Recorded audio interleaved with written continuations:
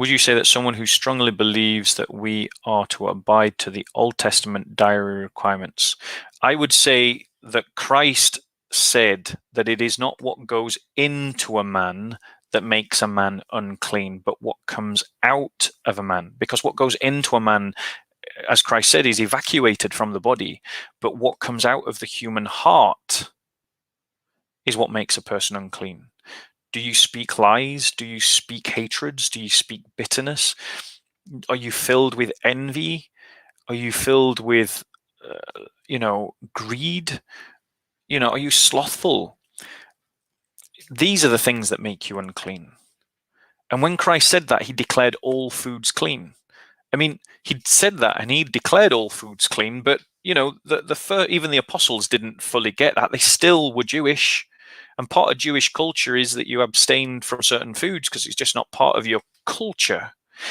So the Holy Spirit speaks to Peter in a vision and presents him with foods that are unclean. And Peter refuses, telling you that he was still in his Jewish mindset. Discipleship carried on for the apostles, let alone for us. And the Holy Spirit says, do not make unclean. God says, do not make unclean the things that I have made clean. And so there is now no Old Testament dietary requirement for the Christian. These questions about diet are actually now connected to simply just issues of health, issues of culture. There's nothing wrong with abstaining from certain foods if you want to. There's nothing wrong with it, but it's not an obligation. So some Christians are vegan. It's totally fine. Some Christians don't eat pork. It's totally fine. Some Christians do eat pork and they eat meat, obviously, therefore. It's totally fine.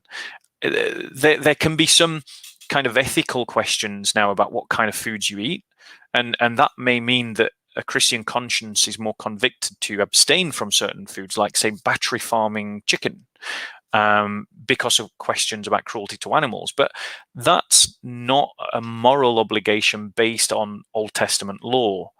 That's a conviction of conscience based upon injustice and the need to uphold justice and the need to care for that which God has created. So that's what I would say.